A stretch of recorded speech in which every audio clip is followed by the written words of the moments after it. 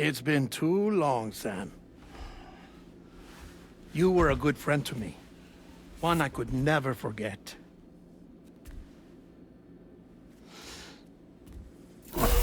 Which is why I took steps to ensure that this message would only play upon your arrival. The sensors were set to scan for your biometric data. A simple enough trick.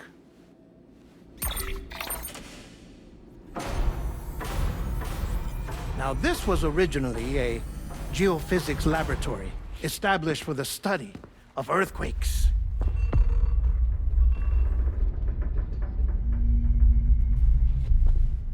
And for that reason, it holds a wealth of documentation on gatequakes, tar currents, and plate gates. As well, I discovered, as research data on the other side. Now, what I'm about to tell you, I learned after I came to this place.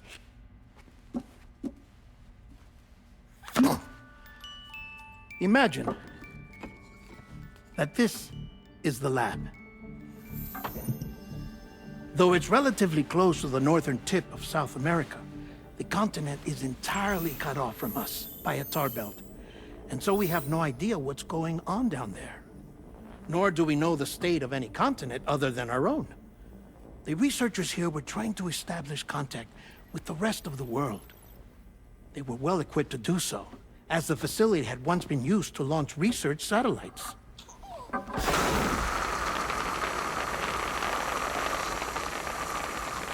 So they tried launching a variety of probes and drones in the hope of obtaining observational data, with no success. The Earth, you see, is shrouded in a thick layer of chiralium that renders electronics inoperable at altitude. So they tried sending ships across the ocean. Oh, yes. Oh, but that failed too. The high concentration of chiralium in open water proved too corrosive, invariably causing them to sink.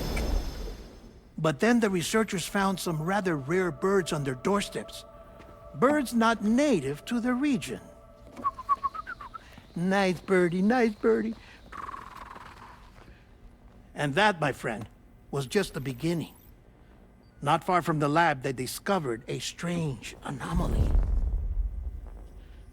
Well, the surrounding area was heavily contaminated with chiralium.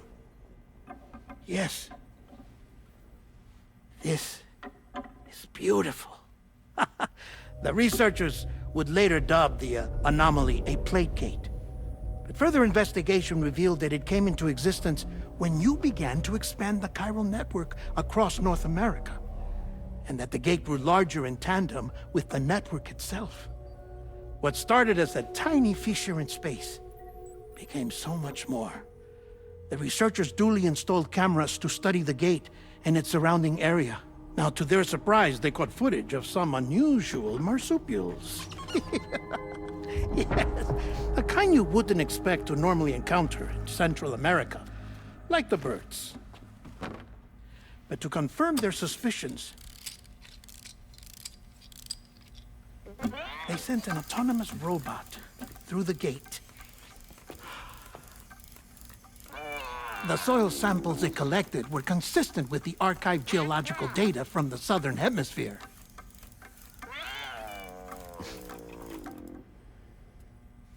Not long after, several men and women came through the gate.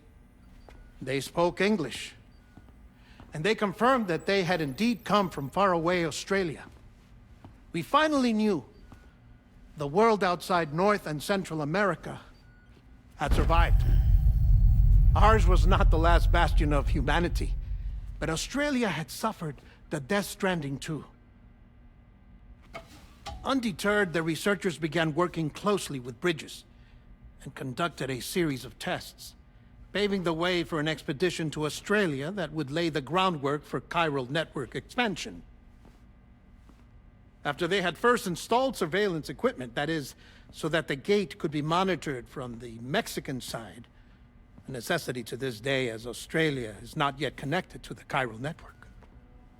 The UCA may not have dreams of conquest and control, but they aren't about to let just anyone use the gate. Indeed, that's one of the reasons they were so determined to connect Australia to the network in the first place. Well, I suppose that's all I have to say about the Plate Gate. There's something else that I need to tell you, though. Something far more important. Mind if I pause it here? I have to go take a shower.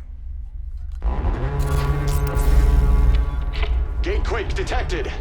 Sam, a gigantic BT just showed up outside. We're prepping weapons for you now. Access the terminal up top and take whatever you need. We're counting on you. As I said before, there's something I need to tell you. It's about Lou.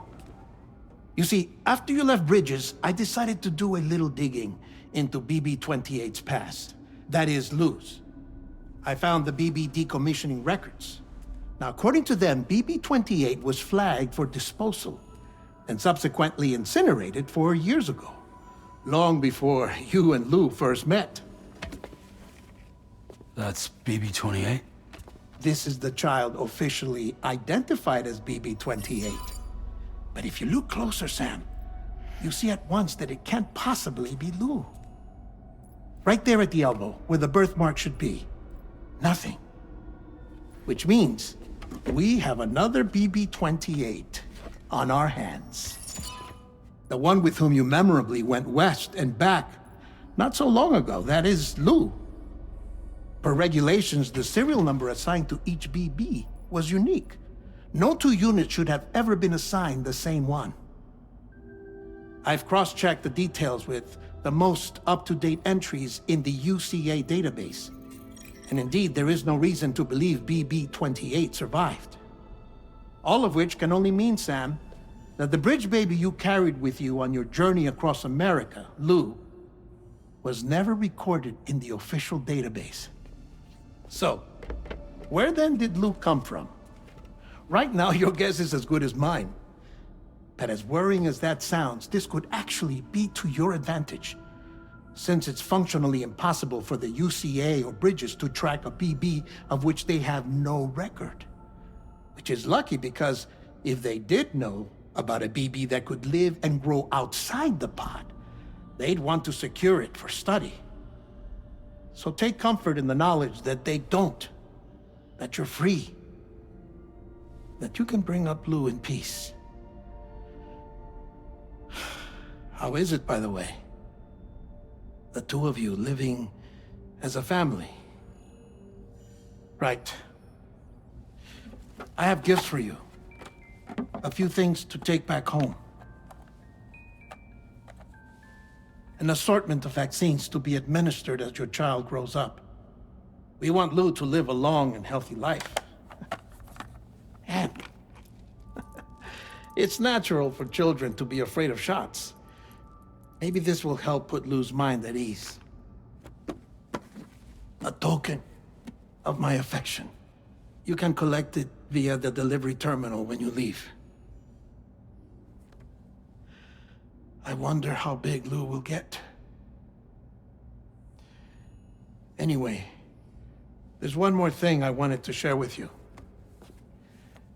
As you know, everyone is meant to go to their own beach when they die. But unlike most people, I wasn't born from a mother. I was born from an artificial womb. Transplants provided the organs I never had. I was incomplete and had no beach, I believed. But I wasn't about to accept that. I went back home to study the Ha and Ka and the beach. I threw myself into my work, Sam. I tried. But I think I've done all that I can. In the end, I'm still a patchwork Frankenstein's monster. One that's just about worn out. As a doctor, I can tell you, I don't have long left. So I've devoted my remaining time to research. That's why I'm here, Sam. Where I can focus on the beach. There's so much data here, Sam. On beach formation, jumping via beaches, the relationship between the beach and placates. All the evidence you could ever wish for. Not enough to solve every mystery, perhaps, but enough for me to make an incredible personal discovery. That I have a beach after all. It doesn't matter how I was born. I have lived as a human. And thus do I possess a beach like any other. I am not a machine, but a person with a ha and a ka and a beach to go with them.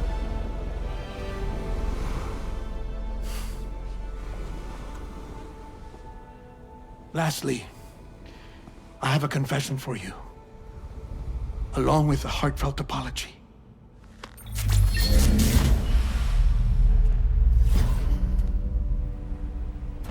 I told you once that I didn't have dooms. But that's not actually true. Not that I was lying, you understand. I just didn't know. It was only after I found my beach that I realized. Chiral allergic reaction. I can feel it getting closer. I'm off to the beach, Sam. To my beach. Take care of yourself.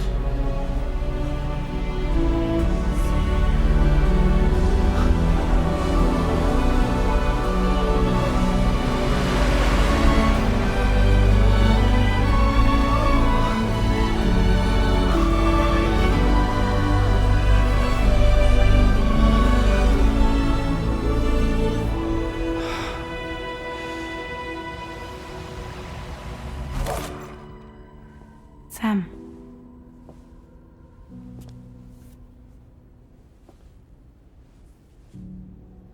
Did you know about this? No. It's news to me, too. I'm sorry that Deadman is gone. But he would have been pleased that you managed to extend the UCA network all the way to his lab. Thank you, Sam.